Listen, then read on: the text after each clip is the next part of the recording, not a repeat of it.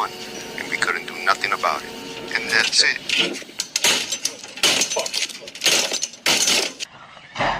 It's 106 miles to Chicago.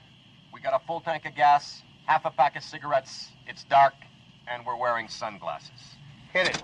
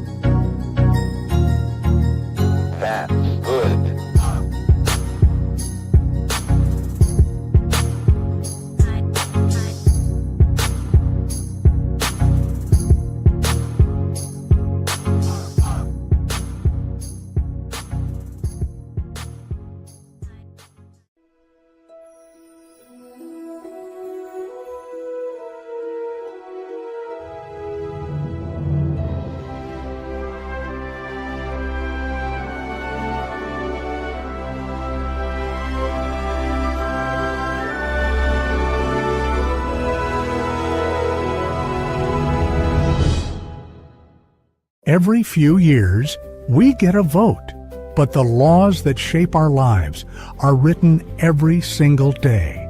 Too often, elected officials listen to lobbyists, party bosses, and donors instead of the people who put them in office.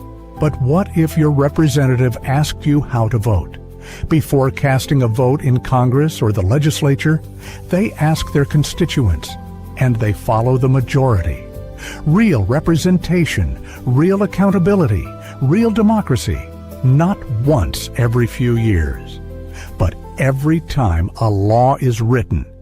If you believe elected officials should represent the will of the people, ask them to take the Direct Democracy Pledge. Find out more at directdemocracy21.org. Because democracy doesn't end on Election Day. Direct Democracy 21. Democracy for the 21st century.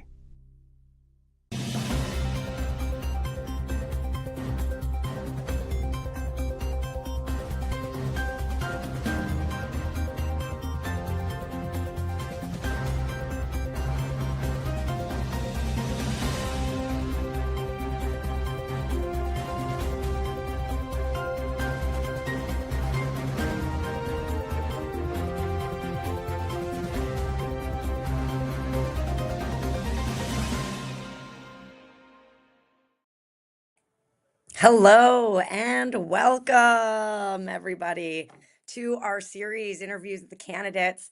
I am your host, Kira McCown, and I am super excited for our interview today, but then also our series of interviews that we'll be having with candidates all around Chicago and suburban area. So congressional candidates and Senate candidates. So certainly be sure to be tuning in over the next week and a half.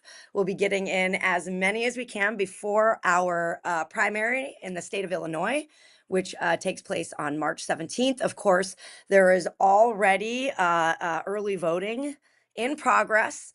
So we're really trying to get these candidates in as swiftly as possible so that, our viewers have the opportunity to learn more about the candidates and also see them maybe in a setting that's a little more fun, a little more casual. But also for us to learn about the candidates and maybe even get to form a relationship with them before they take place in office. So that would be the hope, right? So anyway, to help me today, my co-host is Jerry Vassilatos. And so I want to bring in Jerry and welcome, Jerry. It's Good morning, Chicago. Good We've morning. never been on this early. I know. Really, like when you and I are texting early in the morning, it's before you've gone to bed and when I've gotten up. So Pretty much. Usually 4 or 5 a.m. hours. We're like passing ships in the night.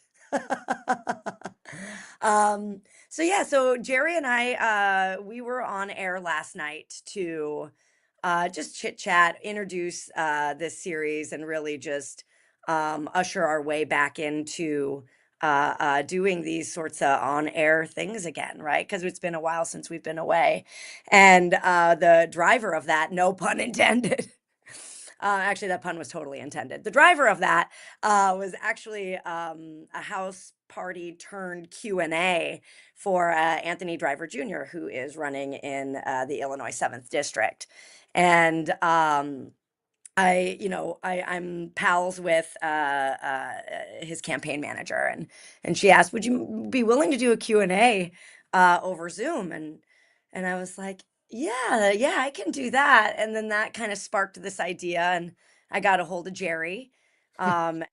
Like, hey, why don't we make this a series with as many candidates as we can? So yes, Anthony Driver Jr. being the driver of this series, and then also getting us inspired to come on and talk to as many candidates as we can to help our democratic process, right?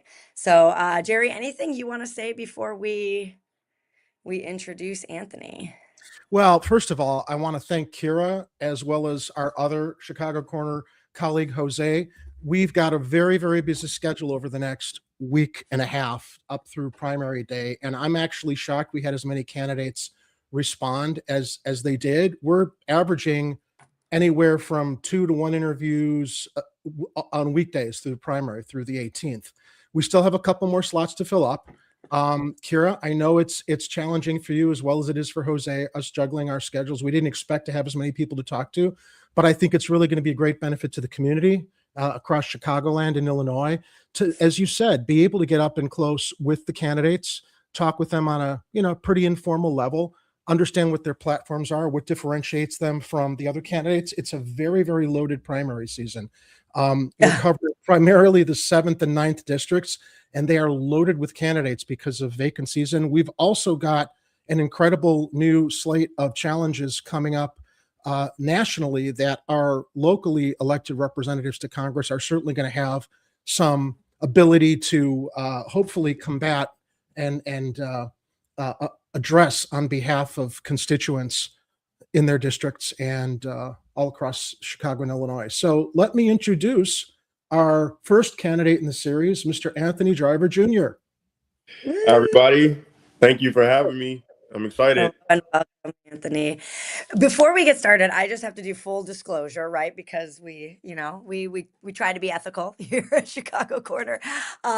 So I am a leader in an organization that is endorsing Anthony for Congress, and I'm proud of that organization, and I'm proud of that endorsement. So I just want to make sure anybody viewing is aware of that and understands that in fact. Let me add something to that, Kira. When Kira approached me originally and said, "Let's have Anthony on the show," I said, "That's a great idea," because I did know Kira was endorsing Mr. Driver here. But I thought, what an opportunity. Yes, let's have him on, but let's have as many people on as we can so that we can balance the conversation, because I think it's great you're endorsing Mr. Driver.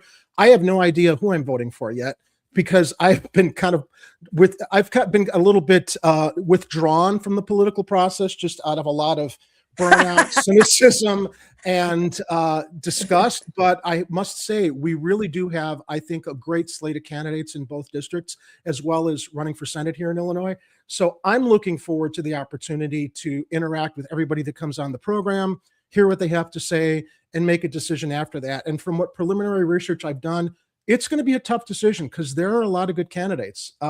Anthony, I spent a lot of time on your website last night.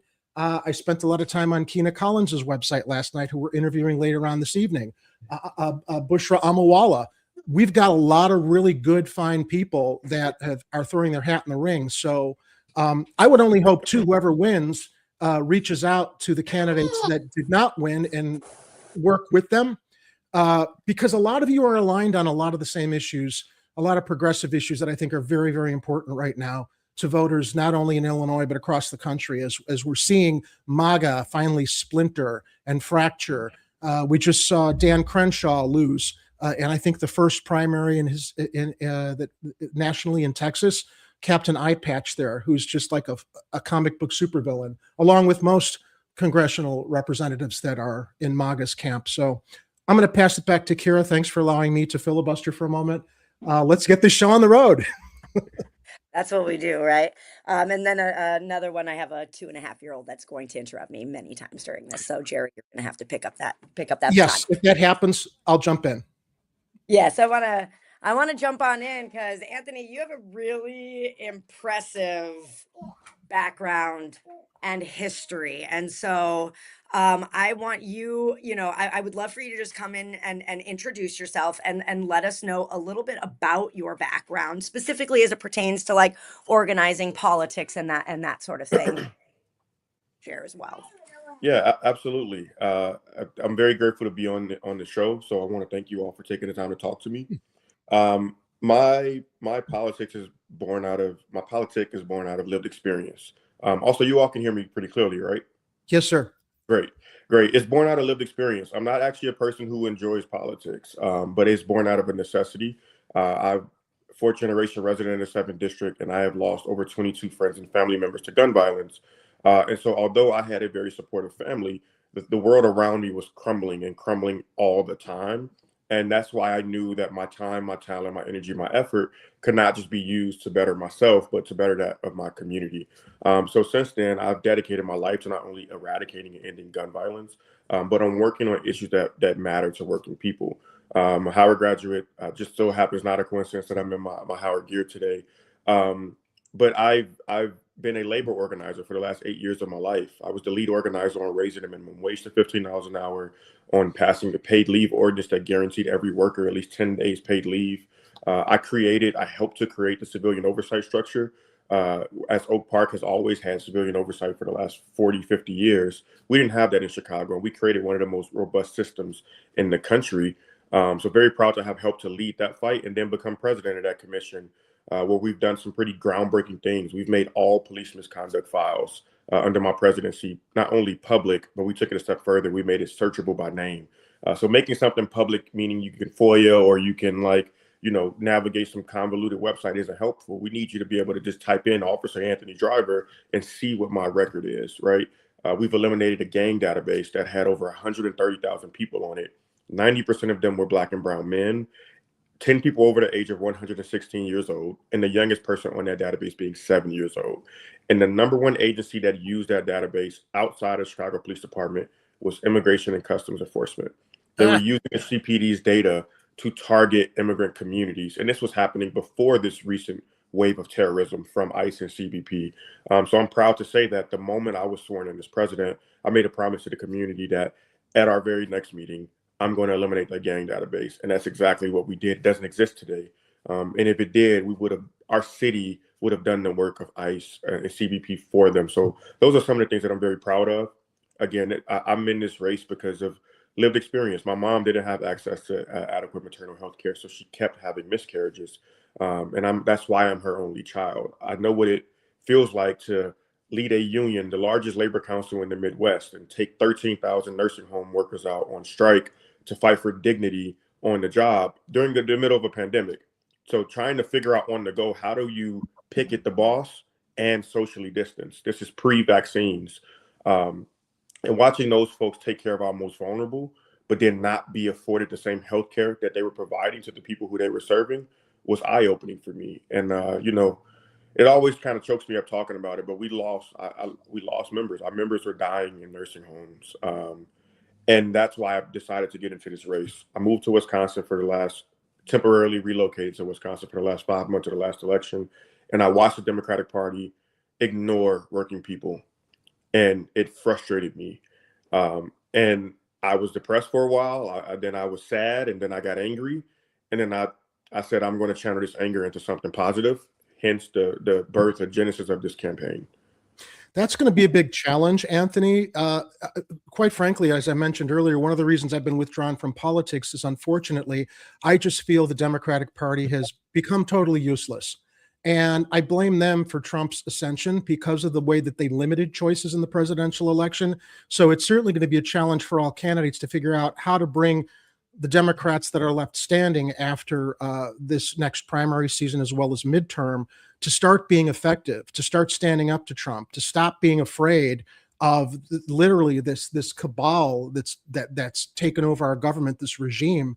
And I'm really hoping with a lot of progressive candidates like yourself, earning and getting elected and getting voted into office, there's a way to start getting the Democratic Party in line to progressive values, to the stuff that Bernie Sanders proposed, but unfortunately abandoned us on. I have my own theories on why, he jumped out. I think that there's shit that went on behind the scenes, that threatened him, without going into details. And literally, as we've seen with the Epstein files, it seems they've got something on everybody to leverage them and get them to back down. And with fresh candidates like yourself, and others running in the race, it is going to be a challenge to figure out how to get the Democratic Party to work for the people again. And how do you think that's possible? I mean, Kira, not to take away from you, but it is a question that comes from Anthony's first introduction. How do you see getting the Democratic Party to returning to representing working families, the working class, the average citizen, and not special interests that it seems Democrats have embraced as badly as the Republicans before them? It's not going to happen by osmosis. I can tell you that.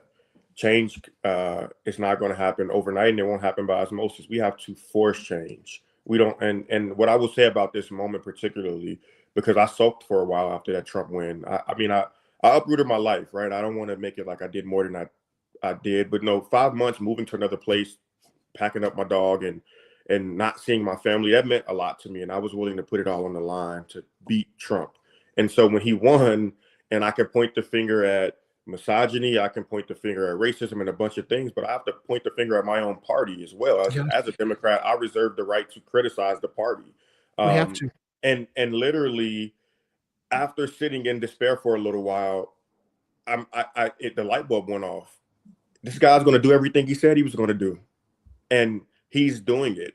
And so now I'm forced to have limited options. There's no middle ground anymore. Fascism is here. The things we read about happening in different places is at our doorstep. It's in our homes now, right? It's on our streets. It's masked agents snatching people off the streets. It's loading a Supreme Court. And so I don't have a choice. We don't have a choice. We either bend this party towards justice, or we're going to watch us slide into full out fascism. And we are the last line of defense. And the last thing I'll say on this is that things have gotten so bad that everybody has to make a decision now. Everybody has to pick a side. You don't get to sit on the couch and watch the news and say that sucks, right? Because it'll be you next. And so while I feel a deep sense of dread for the moment that we're in, I'm also clear that people who've never been involved in the political process are waking up, and it's going to take a critical mass in order for us to move this giant boulder, for us to lift it as a community. People who have never talked to each other are talking to each other. And so what I want to do is use this moment where everybody's eyes are open to what's happening. And how do we galvanize that for the future? Because the next generation of people who are coming behind me, the people who are coming behind us, they are depending on us. And I, for one, I'm going to leave it all out on the field. And I think that's something that we have to do. I know I said it was the last thing. I'm going to add another. We can't give up on the project of winning hearts and minds. We cannot. As an organizer, as a labor leader, I know full well what that building of a coalition looks like and feels like. And the Democratic Party has largely given up on that. They focus on triple D voters. They only mail those households. They only knock on those doors. I refuse to participate in that system. How you win an election is more important than just winning an election. So I don't like to skip doors when I'm out. If you're not registered, how can I register you? What do I need to do? How can I assist you? How can I serve you to bring you back into this process?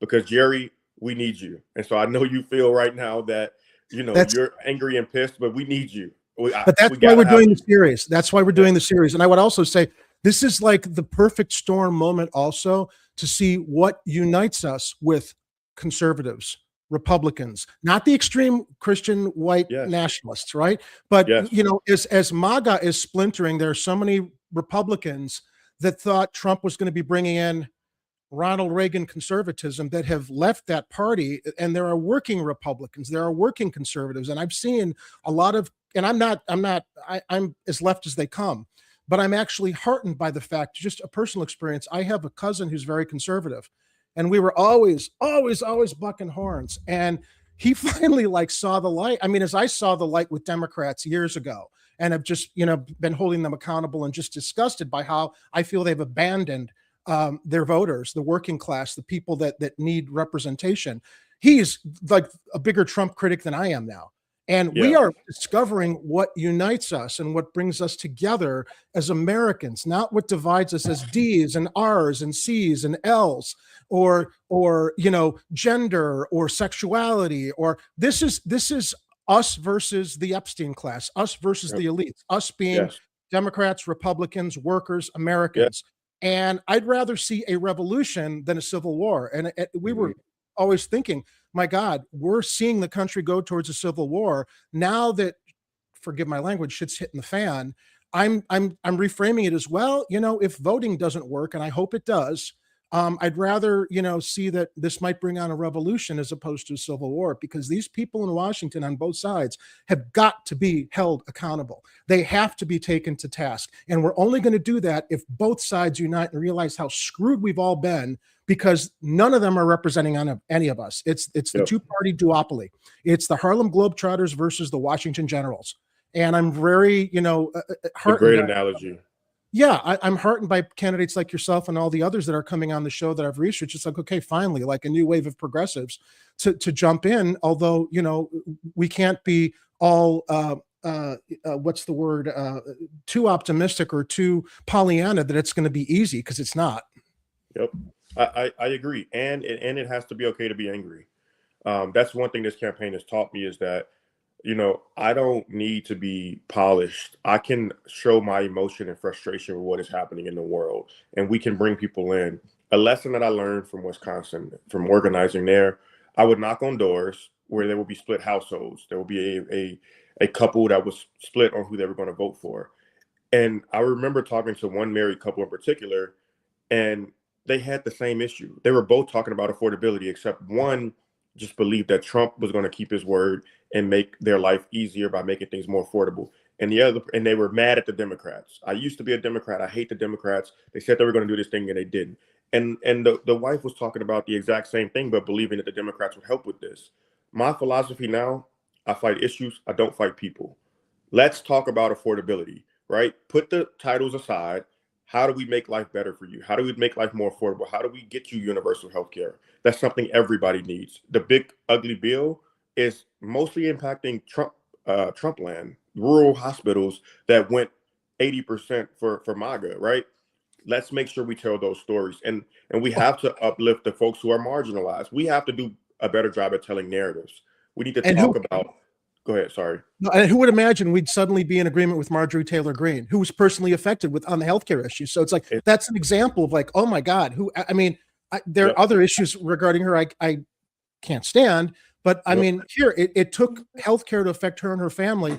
And I would also say, I'll give her a little bit benefit of the doubt, some conscience. She finally stopped looking out for herself and realizing how it impacts people like her as well as people beyond her. So once it hits a person personally is when they suddenly wake up. And that's how I think we're all starting to align.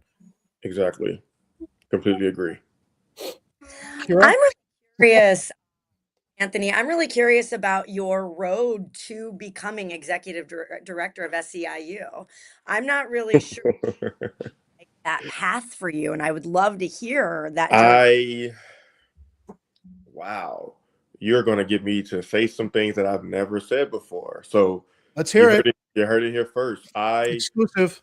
I was hired as a political coordinator, and I got some rapid wins right away. I'm very passionate. I've worked in every level of government. I know campaigns. I know politics. I've been a federal advocate and worked for a federal lobbying firm. So when I got hired at SEIU Healthcare, my first task was Child Care for All. That's a campaign that's still ongoing there. The second one was Pass the Fight for 15. Helped lead that coalition. I was the lead organizer. We passed that. Then we passed the Fair Work Week, which protected hourly workers. I got some wins under my belt. And then I went to the union and said, hey, I'm very happy with the wins that we're getting on behalf of workers. I really care about gun violence and police accountability. So I'm asking you to give me the full weight and might and resources of this union to pass civilian oversight. We've been trying to pass it since 1969. We haven't gotten there. They said yes, we passed that. I then left the union for a year, which not a lot of people know about. I hope that will show that I'm willing to fight the Democrats, because I've actually fought my own union before, and I actually left in protest for a year because I was frustrated. I still loved the place, but I was frustrated with the way some things were going. But stayed in contact and stayed close. I would still come to everything, and then they asked me to come back as executive director of our state council. So I got that job at just 28 years old. I'm the first Black and the youngest to ever hold that role. And I believe they fully believed in me and my abilities because of the wins that we had gotten early on, when I was a political coordinator. I mean, we were racking up the wins. I know you all probably remember that time we had a 92% win rate. This is the electing of Andre Vasquez and Byron and Jeanette, that whole wave, right? I was right there in that, helping elect those folks. So both electorally, we were really successful, and in that time period, and legislatively, I mean, we were passing progressive legislation left and right. We under Mayor Lightfoot, who was typically oppositional to these things. And so after that, with my background and everything that I had, the board decided to ask me to come back, not at SEIU Healthcare, but as the executive director of our state council after an interview process. And so that has been an amazing experience. We still have a 92% win rate electorally.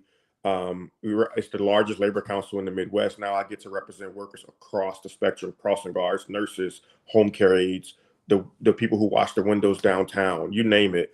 So it's been the joy of my life. I don't think I'll ever have a better job than working for SEIU State Council. It's the best job in the world. Before we get into some questions, I want to encourage all of our viewers. This is an interactive program. So if anybody has any questions for Mr. Driver, please add them in the live chat, and I'll be moderating, and we'll be bringing up some questions on screen to field along with the questions that we have for Mr. Driver. Kira, do you want to jump into our prepared questions of issues for all of our candidates? And I have one more question based on what Anthony said that I think is an important question. It might actually be covered in our list of questions. Is like, so like, it sounds like you love to win. I love to win.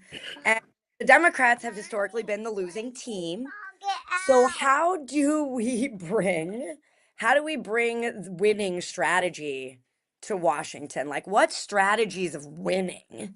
Oh, Because someone who's gonna like issues that I care about. Raising minimum wage, definitely. Childcare for all, awesome. You know, great working conditions. I'm into it, right? And then you go to Washington, and there's no strategy, right? There's no like nothing that we gotta. That's that shit, right? And so I'm just wondering, like, what winning are you going to bring to DC? How are you going to bring that strategy to DC? Yeah, that's what I do. I am a political strategist. We have to lock in. Right? That means the entire Illinois delegation, all 14 Democrats, have to start moving as a block. It can no longer be Congressman Davis, Garcia, Jackson doing this, and Congresswoman Ramirez and other. Like, no, all of us have to move as a block. And listen, this is the difference between having just someone who has legislative experience and an organizer. I want to make sure that our neighbors in other districts, right, once I'm in the seat, that if you are voting against the interests of our state, of the people, I want to make sure your constituents know what your voting record is. And I will organize in your district. I'm the congressperson who will show up on the picket line, at the protests, at the marches, at the rallies. But not only that, I want to be co-conspirators with the community and figuring out how do we move our legislators in the right direction. That's one way. Another thing that it's never politicians. I say this all the time at different forums and debates. Politicians are not going to save us. The people will save us. The people are who push change, right? We push politicians to do things. They don't do it on their own. We have to force them. And so understanding that and building a critical mass, putting a highlight on an issue and never taking our eyes off of it until we get the job done is a key thing. And you see that with other, congressional members across the country, like an AOC, right? Or like a Bernie. Bernie has been talking about oligarchy for a very long time, to the point where now the vast majority of Americans probably know what the word oligarch means, because he is relentless in calling that out. That's the type of leadership that we need, and the type of strategy that we need. No longer, again, can we just focus on triple Ds. No longer can we govern by press release and newsletter. You got to go meet the people where they are, or you got to get out the seat, and it might be our job to remove you. I think, can I just also confirm, I think when we set the interview up, we were told you have 45 minutes. Are you able to go a little bit over? Because we got 15 left. I'm not sure. We don't want to, because we do have some stuff we want to get to, but I don't want to hold you up if you have other commitments. I have a check-in call with my campaign team at 10, which I'm sure they'll be happy. I think Okay. I'm okay.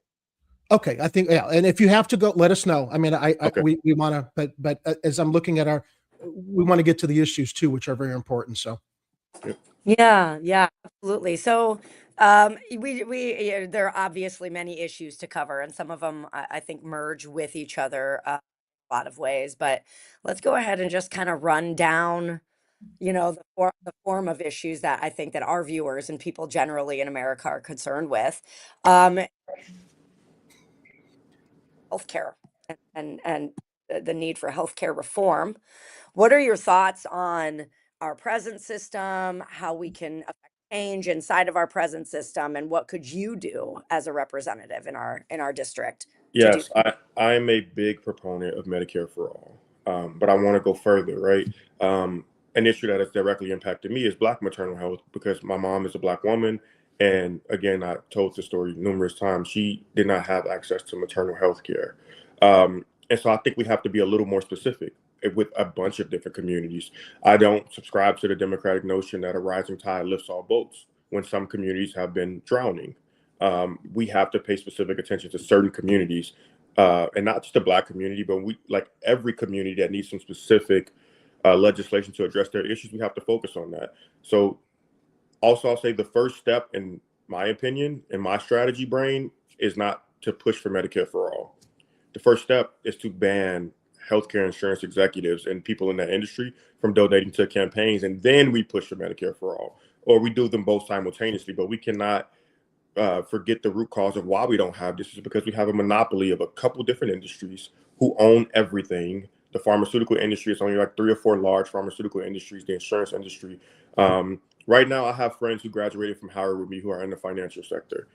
By law, they can only give me $250 to my campaign because they're limited, because the United States Congress realized a long time ago, we got to stop the financial sector from buying elections. We have to stop the healthcare and insurance industry from buying elections and buying politicians. So that would be step one, is to put limits on what they can give. And I would push for an actual flat out ban.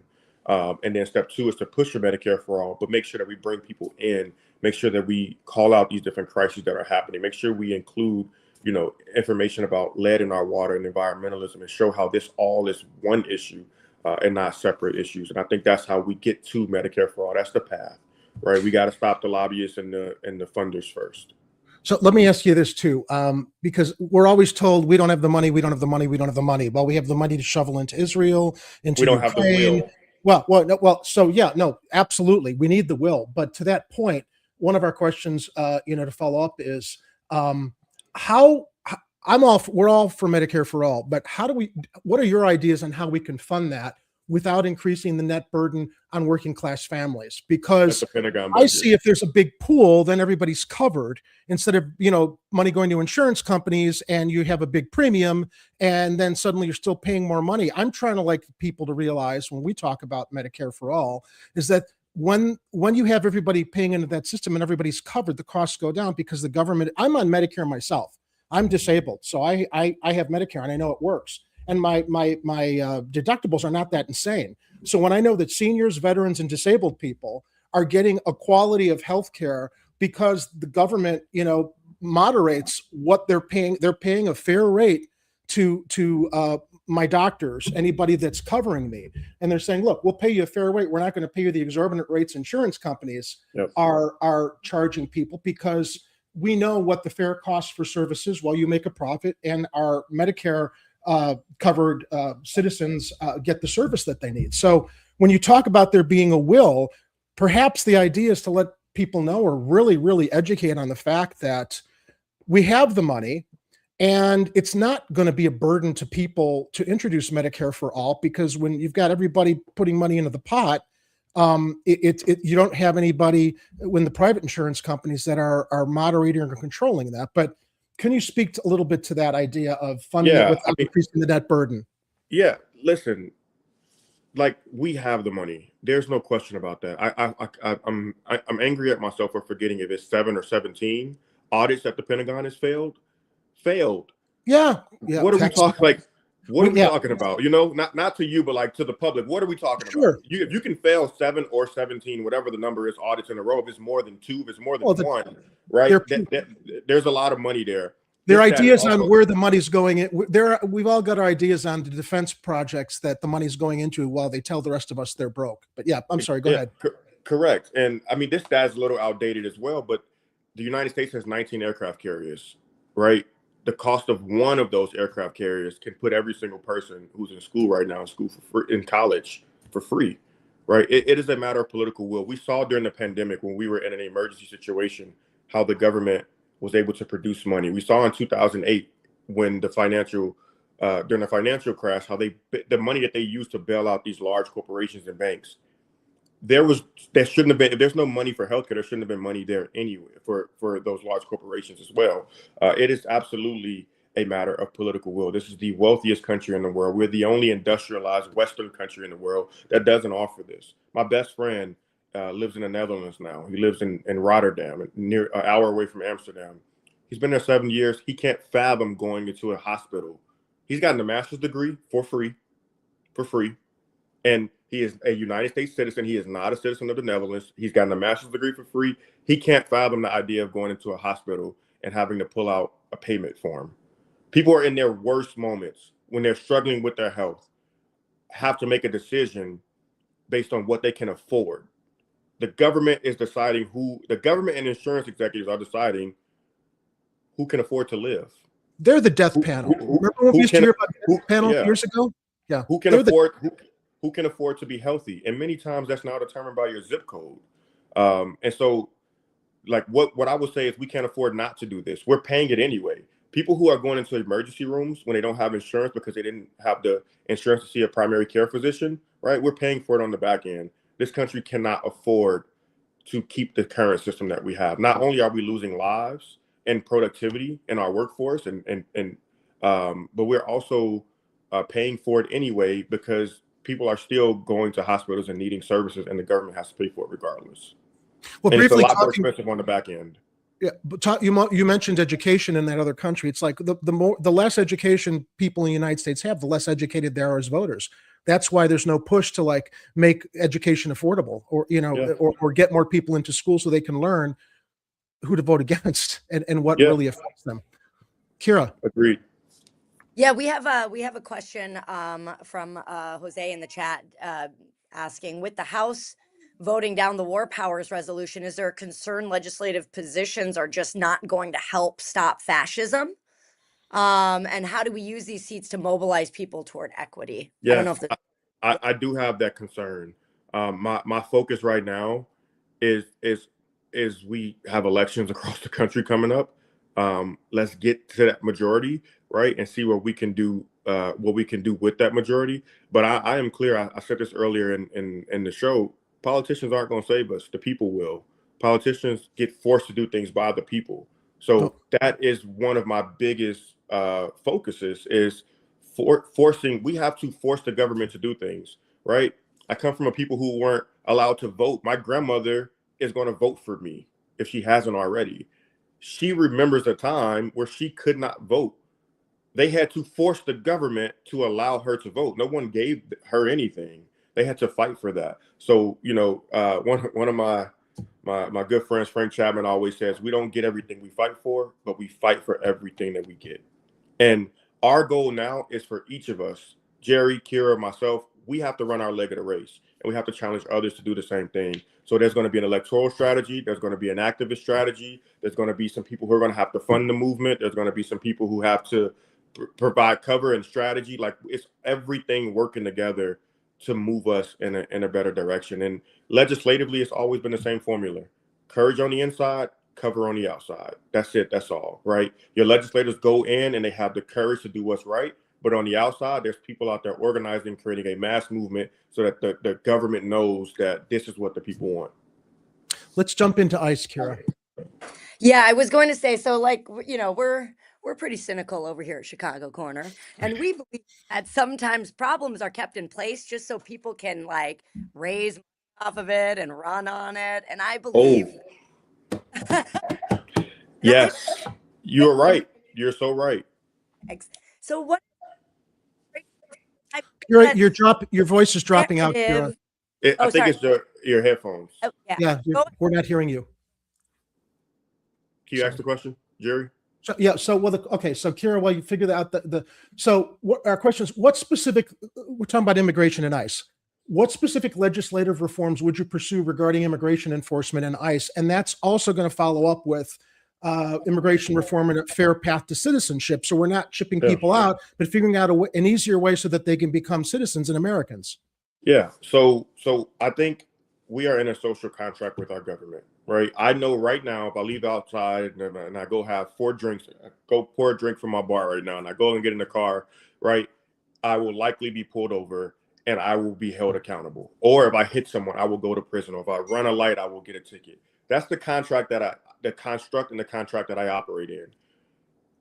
How do you make a person believe in that system when I can physically and visually see people who are supposed to enforce laws violating them every single day, snatching people, killing people, not identifying themselves? I say all that to say those folks have to be held accountable. I'm glad Kristi Noem is gone now. Right? Oh, ding dong, the witch is dead. Now she needs to be prosecuted. So does Gregory Bavino. So does every single agent that helped to commit these crimes. So I believe in not only abolishing ICE, but prosecuting the people who have committed these crimes, because that's the only way that I, as a citizen, can have any sort of semblance of accountability in this system and belief in the system, is if I see people being held accountable for the actions that they've done. I've overseen the Chicago Police Department for the last 4 years. It's a new commission, and we were just getting our feet under us, but we have created systems now that hold this institution accountable. So to see our federal government just blatantly violate that is ridiculous, and it's disheartening. And we don't, again, we talk about political will. Something that the Illinois state, the governor, state legislature could do right now is ban anybody that's worked for ICE or CBP in the last year. Yep. Right? From working in local law enforcement. 30% of the people who apply for ICE jobs, they're just there. They don't want to travel. They want to work for 1 year. Then they go transfer to a local department somewhere, and they check the prior law enforcement box. Then you don't have to go through as much training, and you get pushed to the top of the list. We should ban them from getting hired in local law enforcement across the state of Illinois. Yeah. And after that, this is where the organizing comes in. Then we call on every blue state to do the same thing. New York, New Jersey, California, Maryland, right? Now, those people is disincentivizing these jerks from taking that $50,000 boost that Donald Trump is giving them. They're not getting it, though. Did you hear that? Exactly. He's stiffing them the way he stiffs all of his construction workers. They're not getting paid.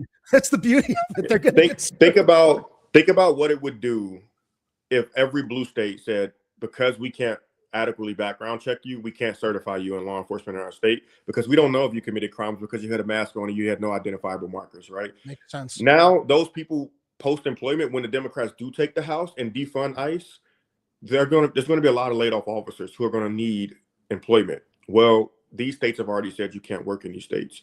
So let's cut them off at the knees and get them to stop being able to go and just work somewhere else. You should be banned from being able to work anywhere else in the country, unless you want to go to a red state. Let's talk about the flip side of that, though. What are your thoughts on reasonable immigration reform that also addresses border security concerns raised by voters? Because look, not every migrant coming across the border is the criminal that Trump claims, and there have been so many people who have been part of our country for so long that just haven't been given the opportunity to become citizens, because it's such a difficult process. It's not like coming through on Ellis Island and being processed when it was easier. So, people do have concerns about following the law. Yeah, we understand that. So how can we reform immigration reform so that it is friendlier to basically getting people here to stay here without the xenophobia and the racism and the prejudice that MAGA and people like Trump and all these maniacs are relying on? This guy is selling citizenship. His gold bars, right?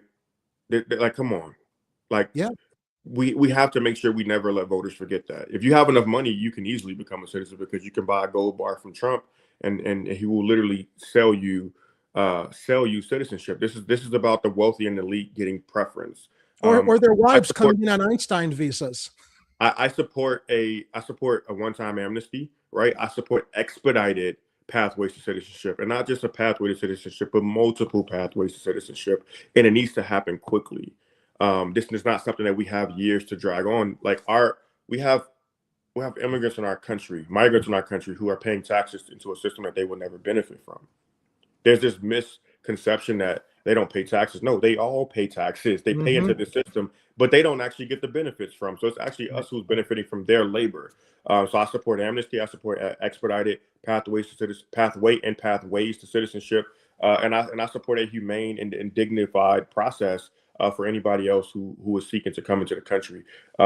This cannot be a system that prioritizes favorable immigrants based on who the president thinks are the right people who should be in this country and who shouldn't. Or what He has no right to skin is. Or what the color of their skin is. Exactly. All right. Yeah, how's my mic sounding? Is everything okay? You're better. You're not dropping out now. Okay, great. Cool. I get excited and my voice and my microphone don't get along. Talk a little bit about the military and your foreign policy. What is your position on the U.S. military aid to Israel and to Ukraine, and under what conditions, if any, would you support reducing, conditioning, or cutting that aid? I'm a big proponent of the Block the Bombs Act. I'm very proud to be endorsed. I couldn't think of the word. Endorsed by Congresswoman Delia Ramirez. I think Benjamin Netanyahu was a war criminal and a terrorist.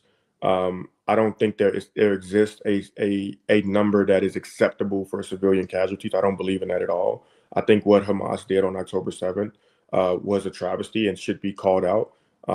But under no circumstances do I support. I don't have a war complex. I'm anti-war in every way, shape, or form possible. I think we have to quadruple down on diplomacy. But I'm not in favor of giving a blank check to Israel, especially considering the atrocities that have been committed. I do think Benjamin Netanyahu and his government were attempting to commit a genocide, and I think that's deplorable. So I'm not in favor of that at all. I think Vladimir Putin is also a war criminal. He's infringing on the sovereignty of another nation simply because he feels as though he can. And many times it's the United States who is signing off on this. We have a 17 to 25% poverty rate in the 7th district. We have issues that we need to be taken care of, housing, healthcare. And the last thing we need is to be dragged into another forever war, as it appears that we are now, and Congress is capitulating to that. I'm also very clear that I would hate for anybody else in another nation to look at this country and judge me by the idiot that's in the White House, because I don't agree with him. I did not vote for him. I protest him. I detest him. Right. And so I always make sure I make that distinction that I'm the government of Israel and a lot of their supporters, people who are in Israel who support the government of Israel. Right. But I don't like to blanketly say all of the people of Israel, because I do think that borders on anti-Semitism. And I know that there's people who are there who have been in the same position that I am, fighting against their government. So that's an important distinction. It's an important distinction for me to make. Let me give you a follow-up on that. How would you prioritize U.S. citizen interest first, as opposed to the boatloads of cash we're sending other countries that have the amenities of paid health care, UBI, and other social safety nets the U.S. claims we just can't afford? Yeah, I mean, I think it's what we've been talking about. It's prioritizing healthcare. It's prioritizing affordable housing. It's prioritizing a Green New Deal, prioritizing environmentalism. Right. I support a federal jobs guarantee. Those are the things that are going to actually make a tangible impact in the lives of residents in the 7th district. And you asked about the money earlier, right? If we stop funding not just the military, but so many wars abroad, we could use that money domestically to really, really make a difference in people's lives. I also want to. I agreed. Person in the chat, Border Patrol and ICE are two sides of the same coin. Oh, we also got a correction. My mistake. I think I misstated the primaries on the 18th. It's on the 17th. It's on the Yes. 17th. Primary. Yep. Thank you. Global solidarity now. Yeah, and I think to your point earlier, Anthony, so I just want to tie it all together because I love that this is the couple of times that I've spoken to you, you brought this topic up almost first every single time, which is election reform, basically. Like I can't think of the formal word for it, but basically campaign finance reform, right? Yes. Making it illegal for dark money or just money generally to be flooding our system and paying for our candidates. And I think that when we speak on things like not only healthcare but also the war machine that we have, I think that's also a big industry that is very much flooding our politicians. So I really do of so many of our problems is this financial election reform. And I worked with an organization that worked to get a constitutional convention of the states, which a lot of people were not a fan of. But like this organization that I was a part of that did pass a resolution in Illinois to do that. We believe that Congress was useless. And so we need to get a convention of the states to go over Congress and get an amendment in our Constitution that says no more super PAC money, no more dark money. And so my curiosity is, and maybe you agree, maybe you do think we need a convention of the states, but my curiosity is like, how do we regulate that when so many people who are in leadership are benefiting from that? Yes, it people have to wake up. And it's our job to help them to see what's going on. We just talked about a war in Iran, right? We just talked about a war in the Middle East and Israel and Gaza and Palestine, right? Why is AIPAC spending $850,000 a week to support Melissa Conyers-Irvin? Why did they give hundreds of thousands of dollars to Jason Friedman? Is there anybody who believes this is a coincidence? Of course, right? I read a tweet this morning that said that they spent like 20 million or something in the last election cycle in 2024. They've spent 16 million in Illinois already, and they still got 11 days to go. What do they want in return? Right? What is the motive of these PACs? Why are they spending so much money to tell us that unethical Melissa Conyers-Irvin is a fighter against Trump while they are funded by the same donors who fund Trump? Right? We have to begin to ask ourselves these questions, and what do these PACs want? I think I would be a much better representative than Representative Ford in the United States Congress. But why is crypto going after him, right? Why are they spending millions on this? Why do these people who we've never met all of a sudden have an interest in Illinois 7, Illinois 2, Illinois 9, Illinois 8? They're not trying to fund healthcare. They're not putting that money into our schools. They're not sending kids to college. They're not fighting against the lead pipes. They're not fighting against gun violence. All of a sudden, you have all this money to buy your representation. That I actually got a little sidetracked talking about that, but these PACs, the United States Congress is bought and paid for. The politicians are bought and paid for, and it's going to take the people to stop it. It's going to take a mass movement and people power to stop it. And then once you get the right people in place, you have to end Citizens United, and we have to get real campaign finance reform. Global Solidarity Now asks a question that ties in perfectly with this concept we discussed or that we shared in our show open on constituent polling. Global Solidarity Now asks or states, can we make change without funding? Can we make community easier to organize, maybe online public access?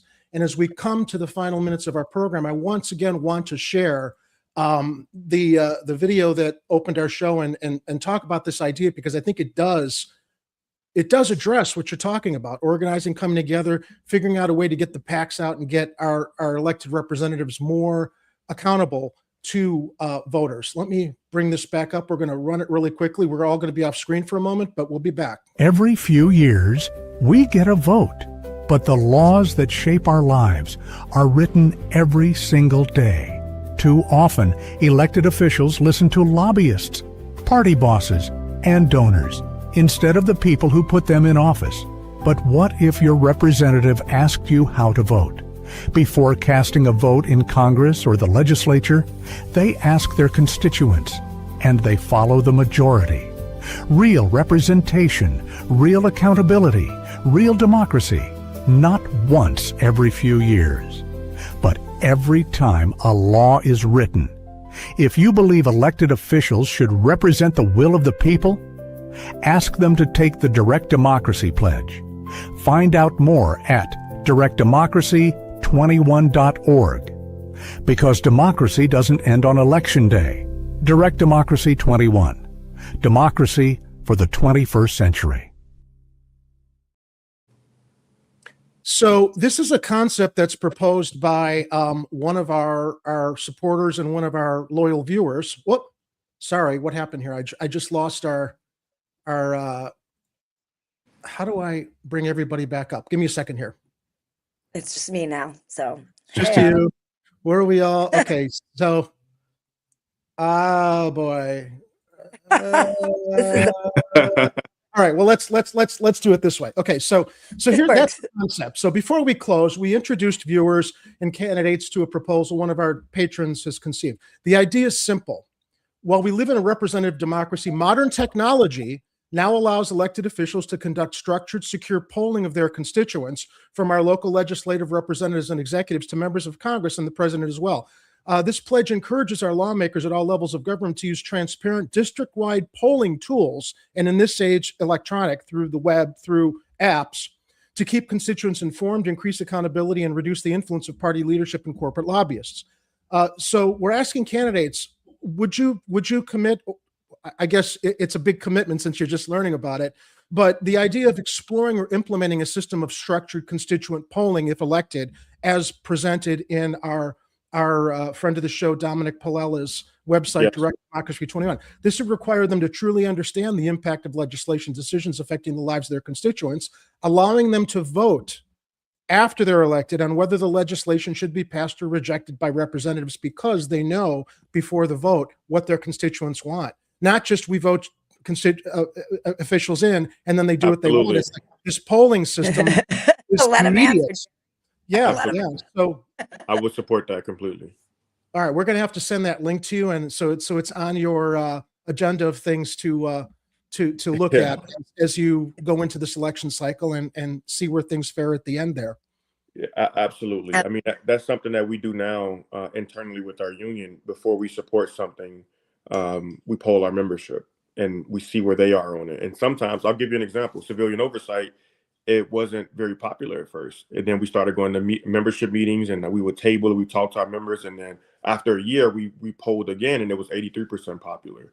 But it took some organizing to get our membership there. And that's important, because you don't want to go, think you're an expert and you go before the people or before the membership.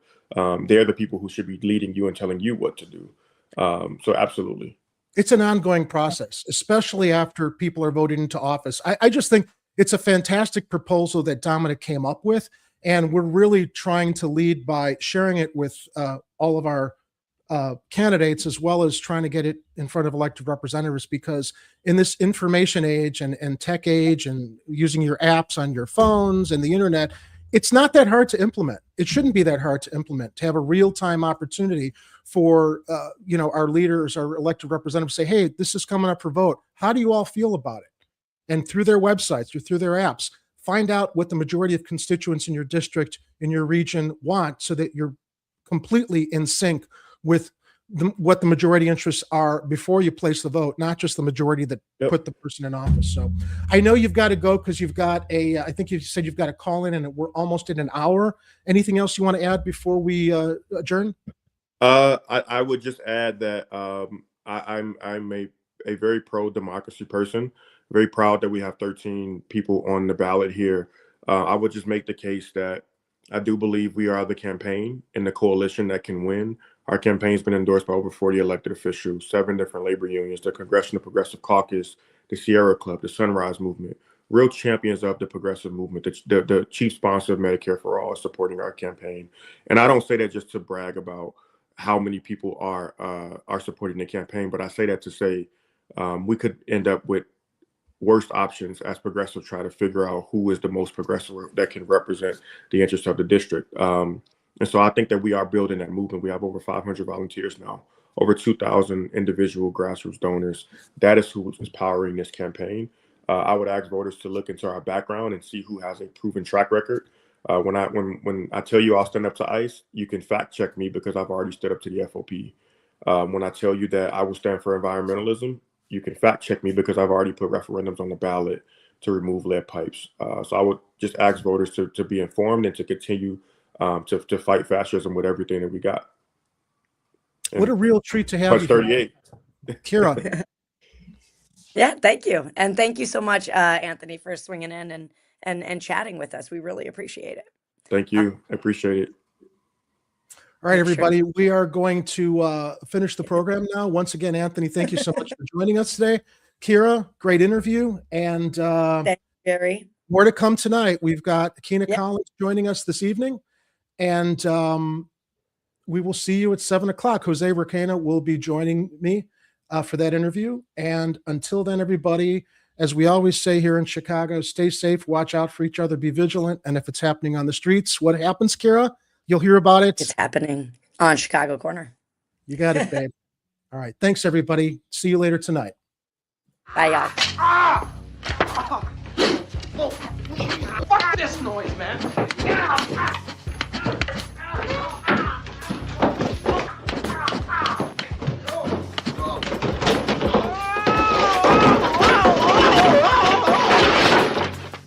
Get out. And don't come back until you've redeemed yourselves.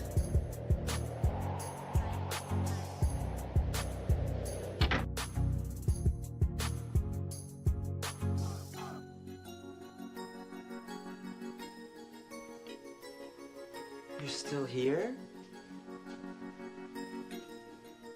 It's over.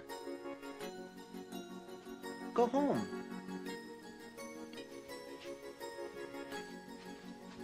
Go.